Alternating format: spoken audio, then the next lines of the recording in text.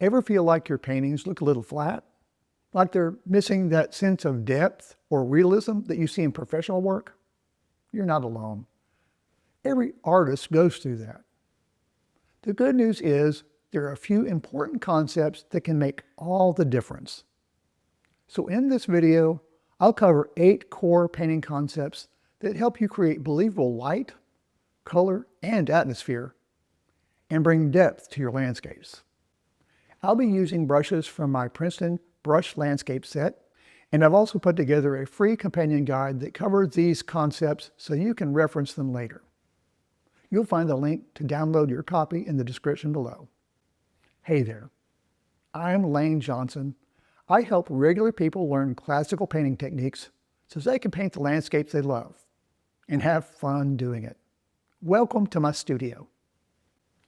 You can't build a strong, realistic painting without a solid understanding of what makes it work. So in this video, we'll look at 8 core painting concepts that form the backbone of every realistic landscape. Things like light, color, and atmosphere. Once you understand these, everything else, including the brush techniques we'll cover in the next video, will make a lot more sense. Let's dive in. Before we jump into any painting techniques, it's important to understand some foundational painting concepts. And the first is understanding the behavior of light. Light dictates everything, including shadows. I see this a lot with my students. Multiple shadow directions, or shadows that don't match the light source at all. After all, there aren't 2 suns in the sky. And if the light and shadows in your painting don't agree, the whole scene can feel off. Always keep in mind where your light source is coming from. That light wraps around a form, and as it does, it gradually falls into shadow. And of course, that form casts a shadow.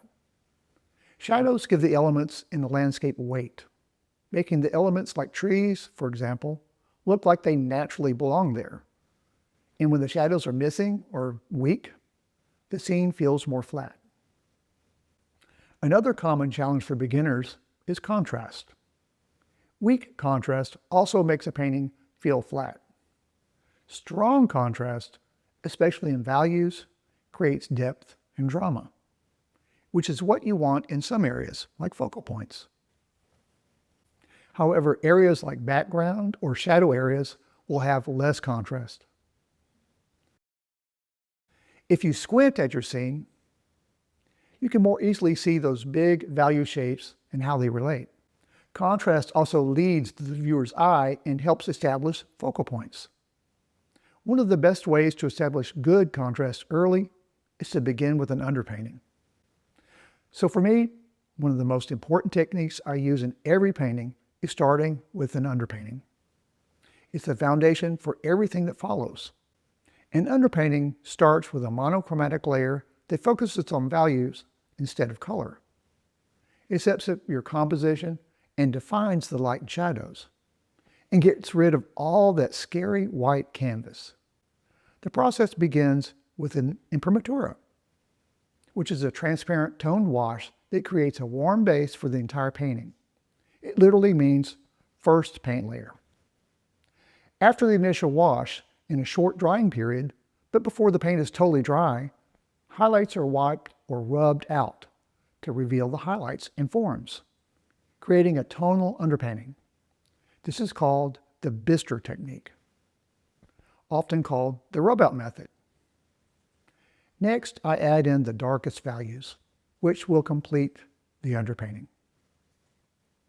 An underpainting helps me solve many of the shading and value problems before color ever touches the canvas. Because the underpainting is monochromatic, color doesn't confuse you. Instead, it focuses on the important values, and that means you're developing good, basic contrast. By the way, don't forget to download my free companion guide. It's a quick reference for everything we've covered in today's video. Look for the link in the description when you're done watching. Just as shadows are dictated by light, colors are defined by it too. So one of the biggest mindset shifts for landscape painters is learning to use realistic color, which means control.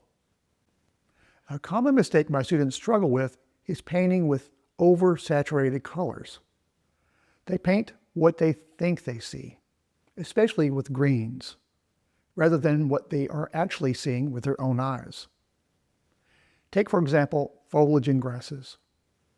Those greens aren't that saturated in real life, and there's way more of them in nature. There are literally a gazillion greens in nature, and most of them aren't that bright. And this is true for the other landscape elements as well. So yes, color saturation is important, and you can use it to control where you want the viewer to look. You can also use it to create depth. For example, colors in the foreground will typically be more saturated than colors in the distance. Mixing more controlled, natural colors, then using them in the right locations creates scenes that feel authentic and believable. And that's what draws people in. Related to color saturation is color temperature, which is another way to add depth. For example, warm colors will visually come forward, and cooler colors will recede. You can accentuate this to enforce depth.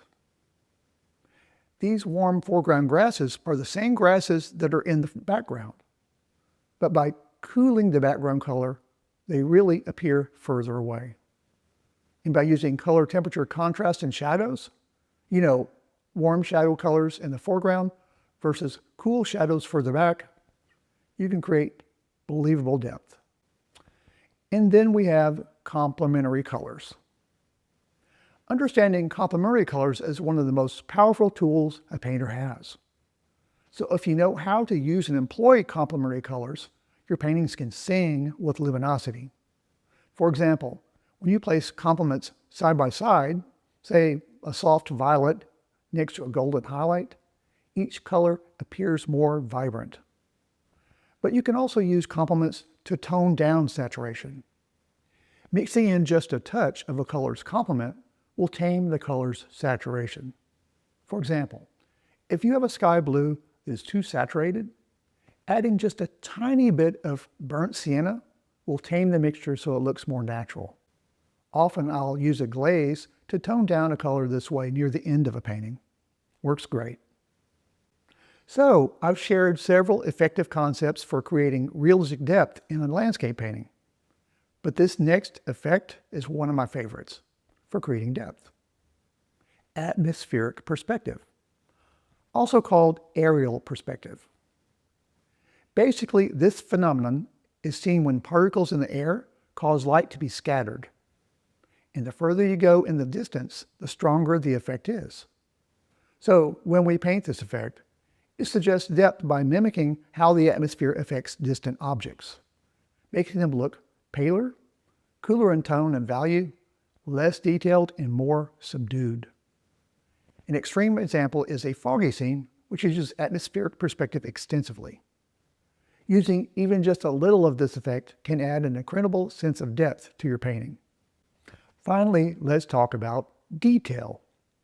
For those of us who paint representationally, our goal is to create the illusion of realistic depth in our landscape paintings. So, how you handle detail is very important. For example, in real life, you see lots of detail around you, but detail drops off as the scene recedes. That's what you want to recreate or accentuate in your painting, because that's how our eyes see.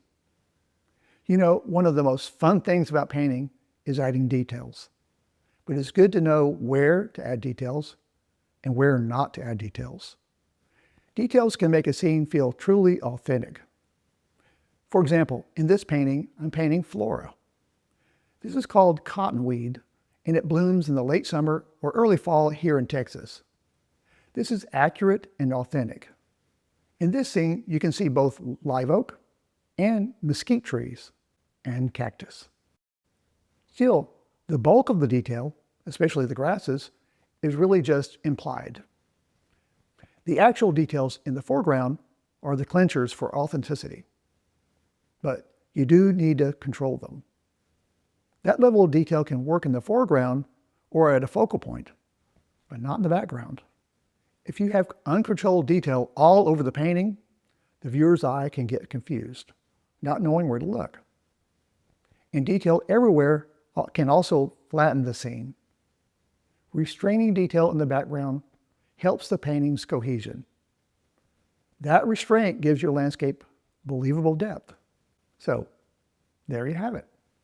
Light, contrast, underpainting, realistic color, color temperature, complementary colors, atmospheric perspective, and controlled detail. 8 core painting concepts that will help you create realistic atmospheric landscapes. Understanding and employing these concepts will help you bring real depth and realism to your paintings. Want the companion guide for this video? It covers everything I shared here, so you can reference it anytime you need it. You'll find the link in the description, along with details on where to get my Princeton Brush Landscape Set. And here's something fun. I'm giving away a few of my new brush sets to say thanks for all the support. To enter, just leave a comment below and tell me which concept you're most excited to try. And by the way, it's completely free to enter. I'll announce the winners in an upcoming video or community post, so make sure you subscribe so you don't miss it. You can also find all the giveaway details and official rules down in the description. Thanks for joining me at my studio. Be sure to watch this video next, part 2, where I'll show you some awesome classical brush techniques that you can use to create depth in your own landscapes. Until then, enjoy the journey.